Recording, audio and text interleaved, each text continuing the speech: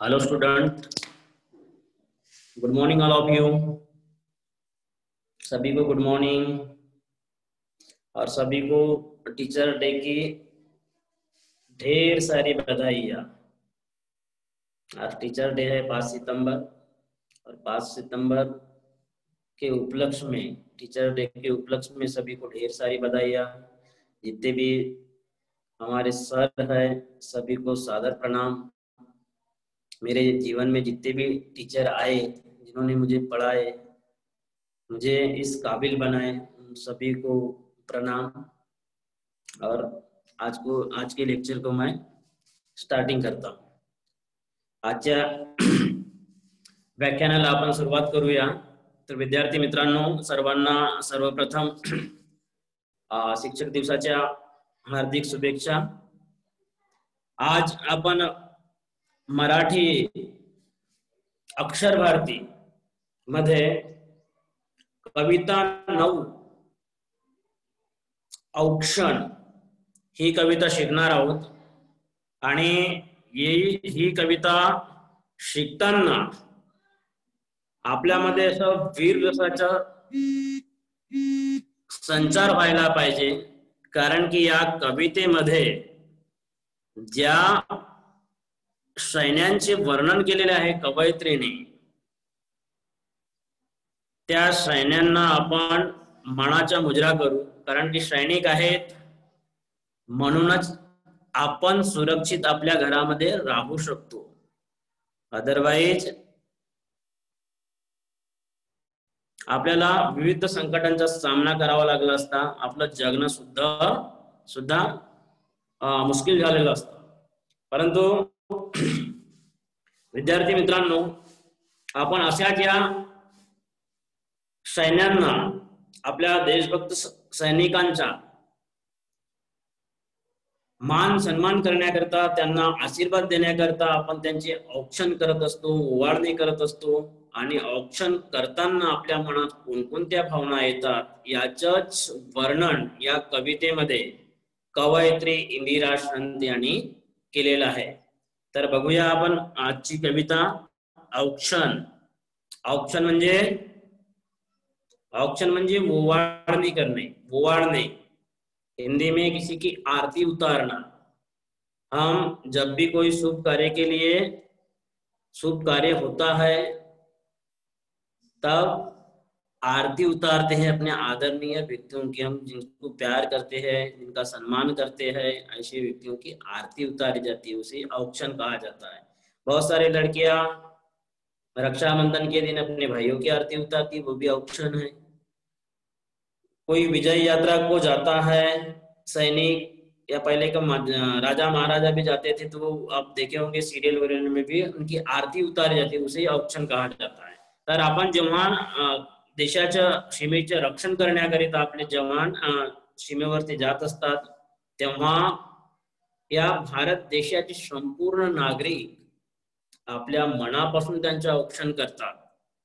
आणि या औक्षण करताना त्यांच्या मनामध्ये कोणकोणत्या भावना येत असतील याचे चित्रण या कवितेमध्ये कवयित्री इंदिरा संत यांनी केलेलं आहे। तर आपण अगोदर बघूया कवयित्री इंदिरा संत यांचा थोडासा परिचय। तर बघा,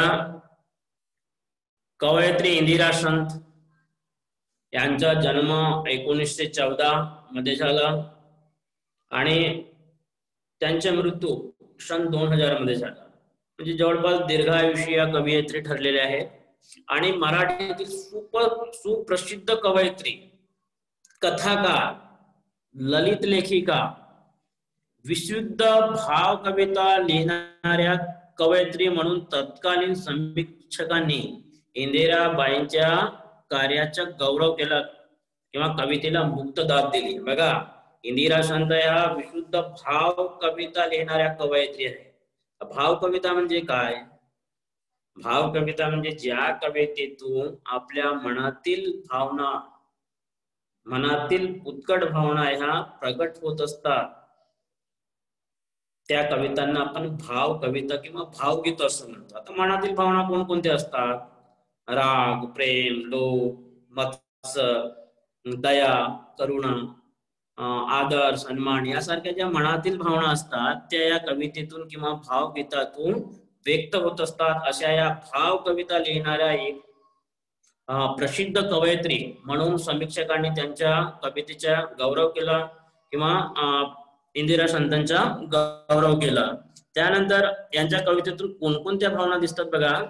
प्रीती म्हणजे प्रेम, विरह म्हणजे एक दुसऱ्यापासून वेगळं होणं म्हणजे विरह, एकाकीपणाचे दुःख, माणूस जेव्हा एकटा असतो तेव्हा माणसाच्या मनात कशा प्रकारे दुःख येतात हे त्यांच्या भाव कवितेतून स्पष्टपणे व्यक्त होताना दिसतात आपल्याला.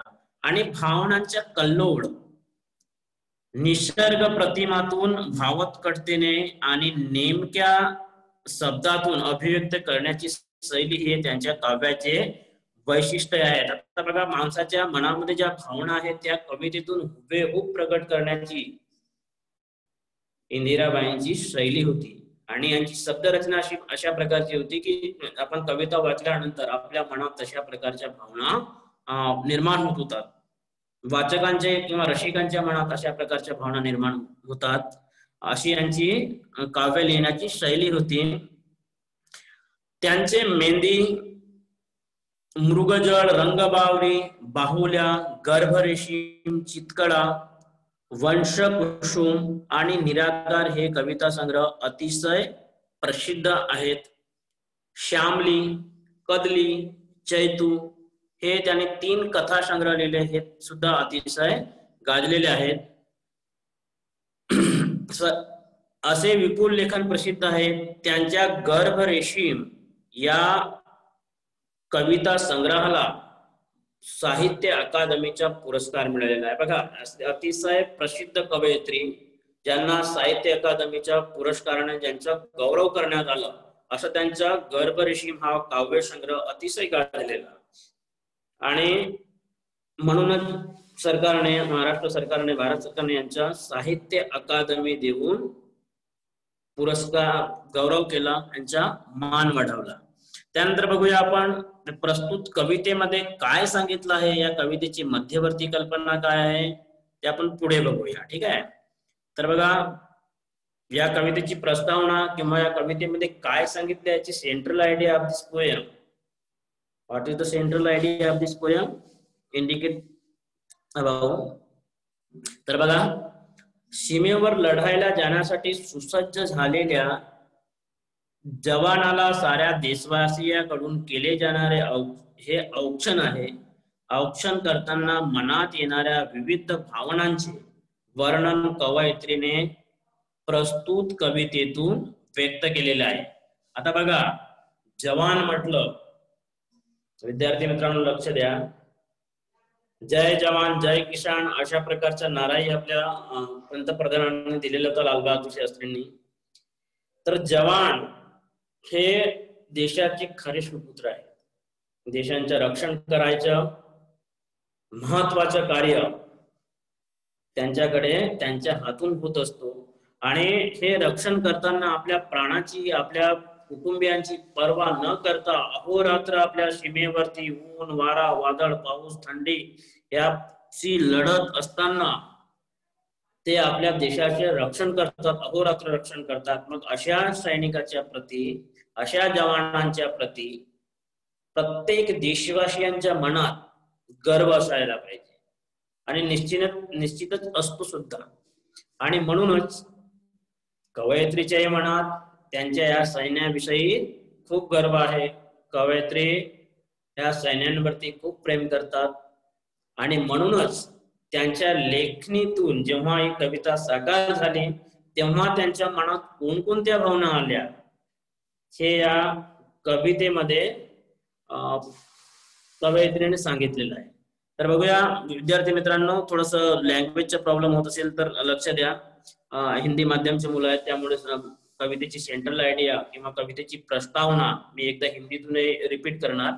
तर बघा, जब बच्चों हमारे जवान जब सीमा पर लड़ने जाते हैं, लड़ने जाने की तैयारी करते हैं और जब घर से निकलते हैं, अपने परिवार वालों को छोड़ के निकलते, अपने गांव को, अपनी गलियों को छोड़ के निकलते हैं, तब अपने गांव वालों का या देश की जनता का मन गर्व से फूल जाता है और उनके मन में विभिन्न प्रकार की भावनाएं आती है।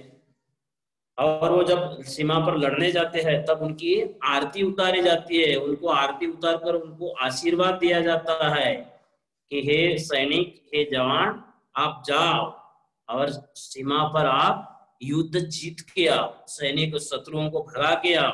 ऐसा आशीर्वाद जनता के तरफ से दिया जाता है। और यही आशीर्वाद देते समय, आरती उतारते समय जो भावना जनता के मन में आती है, लोगों के मन में आती है, वही भावना का उल्लेख इस कविता में या उसी भावना का वर्णन इस कविता में किया गया है। समझो? तो यह सेंट्रल आइडिया। हमारे जवान, आपको सभी को मालूम है, हमारे जवान सीमा पर लड़ते हैं। अभी तो करंट में हम चाइना और पाकिस्तान दोनों देश से अपना रोज कुछ न कुछ होते रहता है। तो इसी प्रकार अपने जवानों के प्रति एक श्रद्धा, एक प्रेम जताने का कार्य इस कविता के माध्यम से कवयित्री ने किया है। तो हम आगे की स्लाइड देखेंगे अब। ठीक है। औक्षण, औक्षण म्हणजे काय? आरती, आरती ओवाळणे किंवा आरती ओवाळणे, सभी को मालूम है। औक्षण आरती कैसे उतारते हैं, सभी बच्चों को लगभग मालूम है। जवानों की आरती किस प्रकार से उतारी जाती है, ये इस कविता के माध्यम से देखेंगे हम। तो औक्षण, औक्षण का मतलब है आरती उतारणं। औक्षणचा अर्थ आहे ओवाळणे, एखाद्याला ओवाळून त्याला आशीर्वाद देणे, यालाच आपण औक्षण असे म्हणतो। ठीक आहे। तर या औक्षण या कवितेमध्ये आपण पुढे बघूया। तर बघा कविता काय म्हणते, नाही मुठीमध्ये द्रव्य, नाही शिरेमध्ये रक्त, काय करावे कळेना, नाही कष्टाचे सामर्थ्य, जीव ओवाळावा तरी जीव किती हा लहान, तुझ्या शौर्य गाथे पुढे त्याची केवढीशी शान, वर घुंगावे बंबारा पुढे कल्लोळ धुराचे, धडाडत्या तोफातून तुझे पाऊल जिद्दीचे, तुझी विजयाची तळ डोळे भरून पाहावी, डोळ्यातील आश्रवांची ज्योत ज्योत पाजळावी, अशा असंख्य ज्योतींची तुझ्या मागून राखण, दिन दुबळ्यांचे असे तुला एकच औक्षण, तुला एकच औक्षण। अशा प्रकारे ही इंदिराबाईंची कविता आहे। तर या कवितेमध्ये बघा आपण काही याचे कठीण शब्दार्थ आहेत कवितेमध्ये। नाही मुठीमध्ये द्रव्य, द्रव्य म्हणजे काय? द्रव्य मीन्स वेल्थ, द्रव्य मीन्स पैसा। ठीक आहे। औक्षण मीन्स ओवाळणे, द्रव्य मीन्स धन, पैसा, संपत्ती। आपल्याकडे जे काही संपत्ती असते, जी काही वेल्थ असते, त्याला आपण द्रव्य म्हणतो। आता बघा नाही मुठीमध्ये द्रव्य, कवयित्री काय म्हणते, नाही मुठीमध्ये द्रव्य, नाही सिरेमध्ये रक्त। सिर मीन्स अपने बॉडी के अंदर जो वेन्स होती है, रक्तनलिका होती है, त्याला मराठीमध्ये शिर असं म्हणतो। कवयित्री जवानांचं औक्षण करताना कवयित्रीच्या मनामध्ये अशा भावना येतात की मी तर एक गरीब आहे, मी एक सर्वसामान्य दीनदुबळी गरीब महिला आहे, माझ्याकडे तुला ओवाळण्याकरिता धनही नाही, पैसाही नाही, द्रव्यही नाही, धन पैसा काही माझ्याकडे नाही, शिवाय माझ्या शिरेमध्ये रक्त सुद्धा नाही, मी दीन आहे, मी दुबळी आहे, मी निर्बल आहे, तुझ्यासारखं सडसडतं रक्त माझं नाही, माझ्याकडे माझ्या शिरेमध्ये रक्त सुद्धा नाही, आणि रक्तच नसल्यामुळे माझ्याकडून तुझ्यासारखं कार्य करण्याचे सामर्थ्य होत नाही। आता बघा कष्ट करण्याचे सामर्थ्य माझ्यामध्ये नाही,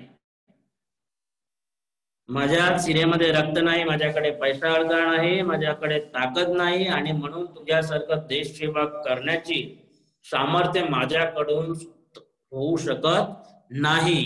अशा प्रकारे कवयित्री पहिल्या कडव्यामध्ये आपल्या मनातील भावना, स्वतःचं लहानपण घेऊन, स्वतःचं लहानपण घेऊन सैनिकांच्या प्रति आदर प्रकट करताना आपल्या मनातील भावना व्यक्त करतात।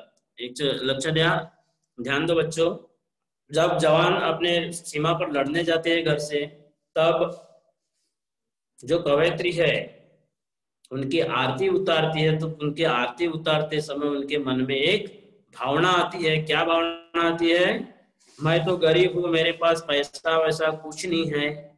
मैं निर्धन हूँ, निर्धन तथा निर्बल भी हूँ। मेरे वेन में, मेरे नसों में खून की भी कमी है, मैं निर्बल हूँ। और इसीलिए मैं आपका औक्षण, आपकी आरती उतारते समय आपको केवल, मैं आपके जैसा कार्य मेरे तरफ से नहीं हो पाता, कष्ट करने का सामर्थ्य, कष्ट करने की ताकत मेरे पास नहीं है।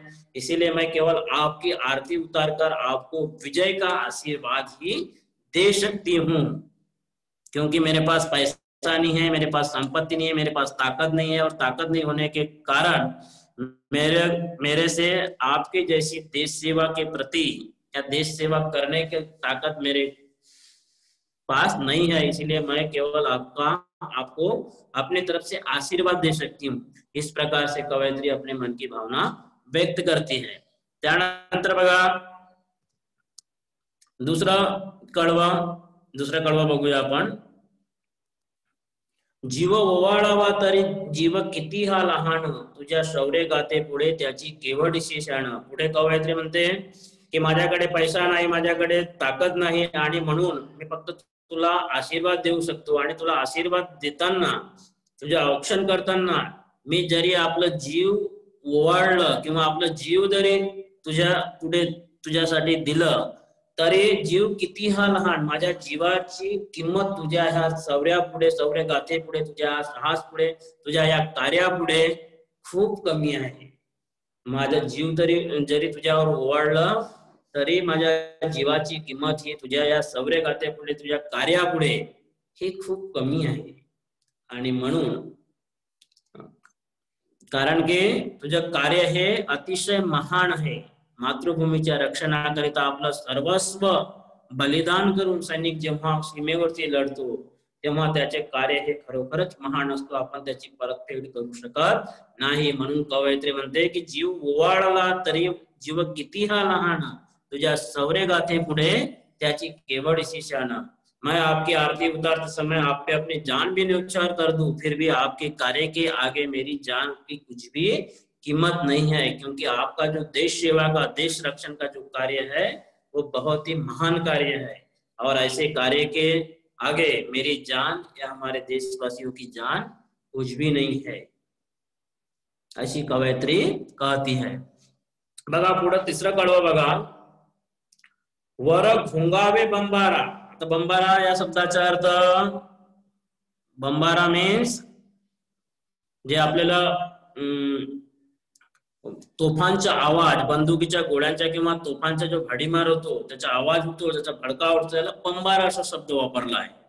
तर कवयित्री पुढे काय म्हणते, आता या तिसऱ्या कडव्यामध्ये बघा, वर घोंगावे बंबारा पुढे कल्लोळ धुराचे, धडाडत्या तोफातून तुझे पाऊल जिद्दीचे।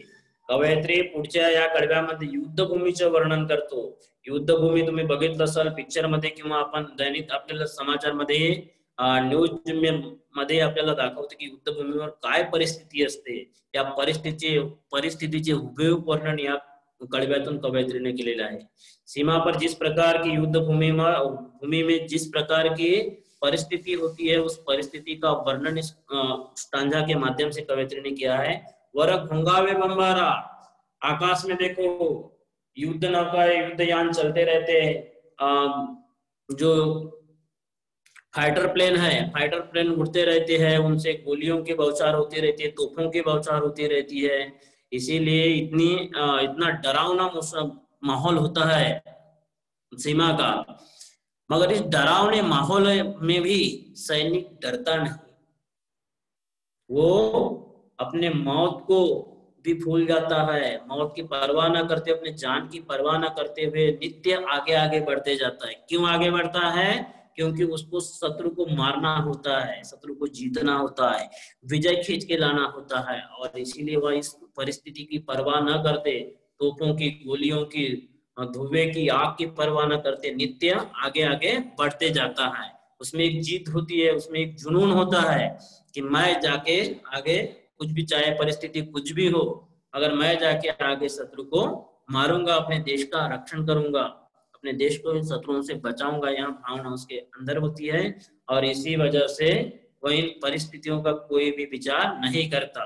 या युद्धभूमीवरती एवढी परिस्थिती भयानक असते की आपण जरी डोळ्याने बघितलं तरी आपल्या मनात धडकी भरते. परंतु तोफांचा आवाज, गोळ्यांचा आवाज, कुठं आगीचा डोंग उठलेला असतो, कुठं धुळाचा कल्लोळ उठलेला असतो, परंतु अशाही परिस्थितीमध्ये आपला जवान हा अशा परिस्थितीमध्ये घाबरत नाही आणि आपल्या देशाचं रक्षण करण्याकरता सदैव त्याचे पाऊल जिद्दीने पुढे पुढे पडत असते. आणि म्हणूनच कवयित्री म्हणते, तुझी विजयाची घोडदवड डोळे भरून पहावी, डोळ्यातील आसवांची ज्योत ज्योत पाजळावी. मी फक्त एवढं करू शकते की तुझ्या विजयाची घोडदवड मी आपल्या डोळे भरून पाहण्याची माझी इच्छा आहे. म्हणून हे सैनिका, तू लढ, तू विजयश्री खेचून आण. तुझ्या विजयाची ही घोडदवड, नित्य विजयाची घोडदवड मी आपल्या डोळ्याने पाहून आपल्या डोळ्यामध्ये आसमानची ज्योत, आसमानचं तेल करून ज्योत बनवून मी बघणार आहे. ज्योत, आसमानची ज्योत पेटवून डोळे भरून हे तुझ्या विजयाची घोडदौड़ मी बघणार है. मैं अपने आंखों में आंसुओं की ज्योति जलाकर आपका विजय का जो माहौल है, जल्लोष है, मैं देखना चाहती हूँ. ये इसलिए हे सैनिक, तो नित्य हमेशा आगे बढ़ते जाओ और विजय श्री खींच के ला, विजयी हो गया. आणि पुढचं कडवा बघा, अशा असंख्य ज्योतींची तुझ्या मागून राखण, दिन दुबळ्यांचे असे तुला एकच औषण. कवयित्री म्हणते की अशा असंख्य ज्योतींची तुझ्या मागून राखण, दिन दुबळ्यांचे असे तुला एकच औक्षण. कवयित्री पुढे म्हणते की अशा असंख्य डोळ्यांना तुझ्या या विजयाची घोडदौड बघण्याची आस लागलेली आहे आणि ही आस तू पूर्ण कर आणि पूर्ण करशील अशी मला 100% 100% खात्री आहे. कारण की या अशा असंख्य ज्योतींची, असंख्य डोळे भरून पाहणाऱ्या लोकांची तुझ्या मागून राखण आहे, तुला आशीर्वाद आहे. अशा संपूर्ण देशवासियांच्या तुला आशीर्वाद आहे आणि त्यांचा आशीर्वाद असल्यामुळे तू नित्य विजयश्री मिळवशील आणि तुझ्या विजयाचे जल्लोष हे सर्व देशवासियांचे डोळे भरून पाहतील. अशा दीन दुबळ्या लोकांचं तुला एकच औक्षण आहे. आणि याकरिताच हे दीनदुबळे लोक, ही दीनदुबळी भोळी भावडी जनता तुला मनापासून औक्षण करते आहे, तुला मनापासून ओवाळते आहे, तुला मनापासून आशीर्वाद देत आहे. अशा प्रकारे कवयित्रीने या कवितेमध्ये आपल्या मनातील ज्या उत्कट भावना आहे, सैनिकाप्रती जो प्रेम आहे, तो अतिशय साध्या, सोप्या, सरळ अशा शब्दामध्ये व्यक्त केलेला आहे. आणि निश्चितच मला वाटते की ही कविता वाचून किंवा कविता मी जेव्हा आता एक्सप्लेन केली, हे एक्सप्लेन तुम्हाला समजली असेल आणि तुमच्याही मनात सैनिकांप्रती आदराची भावना, अभिमानाची भावना निर्माण झालेली असेल. तर विद्यार्थी मित्रांनो, एक गोष्ट लक्षात घ्या, आपले सैनिक सीमेवरती लढतात म्हणून आपण घरामध्ये शांतीने सर्व कार्य करत असतो, नाहीतर आपली अवस्था ही अतिशय बिकट झालेली असती.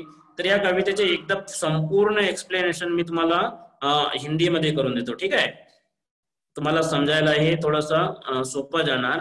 तर बघा, एक बार हिंदी में कर दू. तर सीमेवर शत्रूंशी लढाई करण्यास तयार असलेल्या जवानांना औक्षण करताना कवयित्री म्हणते, अब जब सैनिक सीमा पर लड़ने के लिए घर से तैयारी करके निकलता है, तब उसकी आरती उतारते समय कवयित्री के मन में जो भावना आती है, उसी भावना का वर्णन इस कविता में किया गया है. तो वो अपनी भावना व्यक्त करते हुए आरती उतारते समय कवयित्री कहती है, क्या कहती है, हे जवान, मेरे पास तो आपको देने के लिए कुछ भी नहीं है, मैं निर्धन हूँ, मैं निर्बल हूँ, मेरे वेन में, मेरे नसों में भी खून नहीं है, मेरे हाथ में पैसा नहीं है, मेरे पास पैसा नहीं है, मेरे पास खून नहीं है, मेरे पास आपके जैसे कार्य करने की ताकत नहीं है, इसीलिए मैं आपको केवल आशीर्वाद के रूप में आपकी आरती उतार सकती हूँ, आपको आशीर्वाद दे सकती हूँ, विजयश्री का आशीर्वाद दे सकती हूँ. ये मेरा आशीर्वाद आप स्वीकार करो, ये मेरी आरती उतारना आप स्वीकार करो. तर पुढच्या आगे की स्टांजा में कवयित्री कहती है, तुझ्या शौर्य गाते पुढे, तू जो साहस करता है, तू जो डेयरिंग करता है, उस तुम्हारे कार्य के आगे मैं आपकी अपनी जान भी न्यौछावर कर दूं, वो जान की भी कीमत कुछ नहीं है। मेरी जान की भी कीमत आपके कार्य के आगे कुछ नहीं है। इस प्रकार से आपका देश रक्षण का, मातृभूमि रक्षण का महान कार्य है। इस महान कार्य के आगे मैं यदि आपके आगे अपनी जान भी न्यौछावर कर दूं, अपनी जान भी न्यौछावर कर दूं, तो मेरे जानों की, मेरी प्राणों की कीमत भी आपके कार्यों के आगे कुछ भी नहीं है, तुच्छ है। इस प्रकार से कवयित्री अपने मन की भावना व्यक्त करती है। तीसरे स्टांजे में देखो, युद्ध भूमि का वर्णन आया है। युद्ध भूमि का जो माहौल होता है बहुत ही डरावना होता है, बहुत ही भयानक होता है। आकाश से, पृथ्वी से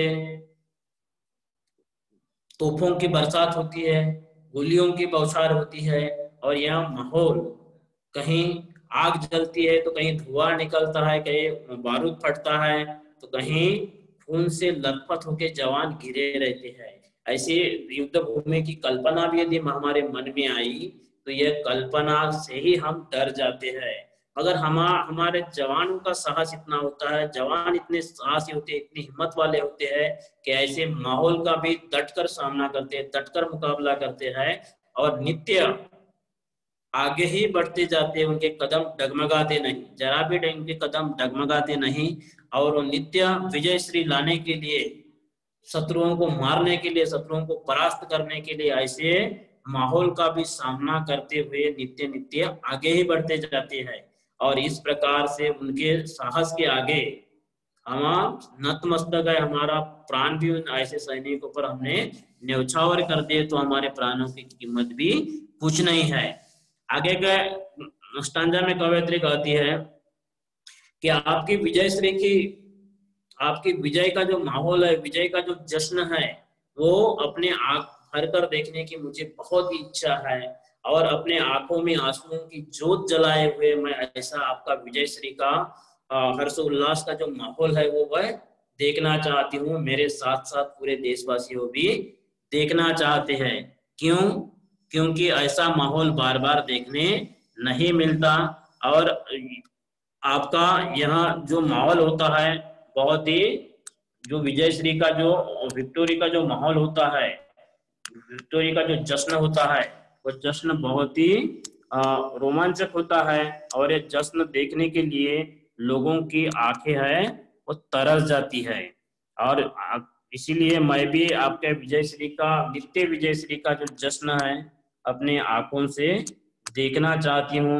इस प्रकार से कवयित्री कहती है। इतना ही नहीं तो मैं ही नहीं तो पूरे देश वाले आपके विजयश्री का जो जश्न है अपने आंखों से आंसुओं की जोत जलाकर अपने आंखों से यहाँ देखना चाहते हैं। और उनको भी लगता है कि 100% विजय आपका ही होगा, क्योंकि सभी देशवासियों का आशीर्वाद आपके पीछे है। सभी देशवासी आपको आशीर्वाद दिए हैं, आपका आरती उतारे हैं, विजयी श्री का आशीर्वाद दिए हैं। इसीलिए सभी देशवासियों की जो मनोकामना है कि आप निश्चित ही विजय प्राप्त करोगे, और 100% आप करोगे ही। और आपके विजय का जो जल्लोष है अपने आंखों से देखने की सभी की इच्छा है। इस प्रकार की भावना इस कविता में कवयित्री ने व्यक्त की है। तर विद्यार्थी मित्रांनो लक्ष द्या, आता मी हिंदीमध्ये आणि मराठीमध्ये दोन्ही लँग्वेजमध्ये एक्सप्लेन केलेला आहे। तर तुम्हाला ही कविता निश्चितच समजली असेल, आणि काही जर तुमच्या मनात काही जे डाउट्स असतील ते डाउट्स पण तुम्ही विचारू शकता। तर विद्यार्थी मित्रांनो लक्ष द्या, तुम्हाला जे काही हाथ वर येत आहेत, बहुत सारे बच्चों के हाथ ऊपर दिख रहे हैं, सभी को समय मिलेगा हाथ प्रश्न पूछने के लिए। तो जो भी मन में डाउट होगा वो डाउट क्लियर कर लो। और सबसे पहले एक बात और ध्यान दो, डाउट तो आपको क्लियर कर दूंगा मैं। एक क्वेश्चन जो एग्जाम में एसएससी बोर्ड में जो एक कविता आएगी, तब इस कविता के एक तो कृति करो या तो कविता का अप्रिशिएशन लिखो। ध्यान दो, दोनों बातें बहुत ही महत्वपूर्ण है। 8 मार्क के लिए अप्रिशिएशन आता है, और 8 मार्क के लिए आपको इसका पैराग्राफ या स्टांजा पूछा जाएगा, उसके आधार पर कृति करना होगा। तो ध्यान दो बच्चों, जब अप्रिसिएशन का जब क्वेश्चन आता है तो अप्रिसिएशन के क्वेश्चन के लिए हमारे कवि या कवयित्री का नाम पता होना बहुत ही आवश्यक होता है। 1 मार्क के लिए नाम भी पूछा जाता है। कवयित्री कविता की जो सेंट्रल आयडिया होती है, कवितेची मध्यवर्ती कल्पना लिहा, और मध्यवर्ती कल्पना भी आपको लिखना होता है। तो जो परिचय के नीचे जो पैराग्राफ दिया होता है छोटा 1-2 लाइन का, वह उस कविता की मध्यवर्ती कल्पना होती है। तो इस कविता की मध्यवर्ती कल्पना कौन सी आएगी? सीमेवर लढायला जाण्यासाठी सुसज्ज झालेल्या जवानांना साऱ्या देशवासियांकडून केले जाणारे हे औक्षण आहे, आणि हे औक्षण करताना मनात येणाऱ्या विविध भावनेचे वर्णन या कवितेतून केलेलं आहे। हे कवितेची मध्यवर्ती कल्पना है, ठीक है। तो ये 2 मार्क के लिए आती है मध्यवर्ती कल्पना, तो ये आपको मालूम होनी चाहिए। इसके बराबर अप्रिसिएशन में आपको कविता की 2 कोई भी पसंदीदा लाइन पूछता है और उस लाइन का अर्थ भी लिखो। कोई भी 2 पसंदीदा लाइन आप इस कविता की लिख सकते हो। और 2 मार्क के लिए कविता के शब्दार्थ भी पूछे जाते हैं। इसमें जो मीनिंग वर्ड होते हैं, डिफिकल्ट मीनिंग वर्ड, वो भी 2 मार्क के लिए पूछे जाते हैं। जैसे औक्षण, औक्षण म्हणजे ओवाळणे, हिंदी में आरती उतारना। अगर आपको हिंदी में लिखना नहीं है, मराठी में ही लिखना है, तुम्हाला हिंदी मध्ये लिहायचं नाही, मराठीच्या पेपर मध्ये मराठी भाषेचा उपयोग करायचा। जसं द्रव्य, द्रव्य मीन्स धन, पैसा, संपत्ती। बंबारा, बंबारा, द्रव्य हे 2 शब्द निश्चित येतातच। हे या कवितेचं अप्रिशिएशन आलं तर बंबारा या शब्दाचा अर्थ काय? बंदुकीच्या गोळ्यांच्या किंवा तोफांच्या भाडीमार, यानी बंदूकों की गोलियों का या तोपों की बौछार, इसको बंबारा या शब्द उपयोग किया गया है, ठीक है। मग कल्लोळ म्हणजे लोड, क्लोन। पाजळणे मीन्स पेटवणे, चितवणे, जलाना। पाजळणे मीन्स पेटवणे, पेटवणे इसको जलाना। 2 नंबर के लिए आपको इसके शब्दार्थ भी पूछे जाते हैं, शब्दार्थ भी आपको याद रहना चाहिए। उसके बाद में और 2 नंबर का क्वेश्चन आता है, प्रस्तुत कविता तुम्हाला आवडली का? यह कविता आपको पसंद आई क्या? तो ऐसा कोई होगा कि जिसको यहाँ कविता पसंद नहीं आई होगी, क्योंकि यहाँ कविता हमारे जवानों से रिलेटेड है। इसीलिए ये जो क्वेश्चन होता है लास्ट वाला, इसका आंसर हमेशा पॉझिटिव्ह लिखो तो बेटर है। हाँ, ही मला कविता आवडली। आवडण्याचे कारण काय? कारण की या कवितेमध्ये सीमेचे रक्षण करणाऱ्या जवानांची ओवाळणी केलेली आहे, किंवा जवानांना आशीर्वाद दिलेला आहे, किंवा जवानांप्रती आपल्या मनातील प्रेम, आदर कवयित्रीने व्यक्त केलेले आहे। म्हणून ही कविता मला खूप खूप आवडली। अशा प्रकारचे तुम्हाला त्याचं उत्तर लिहायचं आहे। तर मला वाटतं की ह्या अप्रिशिएशनचे क्वेश्चन पण तुम्हाला त्याची तयारी करता येईल। या पद्धतीने मी तुम्हाला सांगितलेलं आहे। तर कवितांचा अभ्यास करताना कवितेचे कवयित्री किंवा कवी याविषयी माहिती पाहिजे, कवितेची मध्यवर्ती कल्पना यायला पाहिजे, कवितेने 1-2 ओळी तो कविता संपूर्ण पाठांतर पाहिजे। पूरी कविता आपको याद होना चाहिए, क्योंकि कोई भी 2 लाइन बोले तो 2 लाइन में आपने लटकना नहीं चाहिए। इसीलिए 2 लाइन आपको आना चाहिए, पूरी कविता याद होनी चाहिए, ठीक है। तो मैं मानता हूं कि आपको ये कविता समझ गई होंगी। इसके बाद में आपको जो भी आपके मन में डाउट्स है, वो डाउट्स आप पूछ सकते हो। Dinesh sir, Dinesh sir. हाँ हाँ सर, 1 मिनट। हाँ, क्वेश्चन आंसर लेना है सर। हाँ, क्वेश्चन आंसर बच्चों के मन में हाथ ऊपर आ रहे हैं बच्चों के। अर्चना,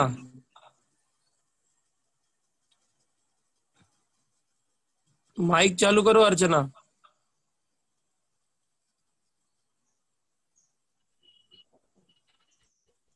समझ में आ गया।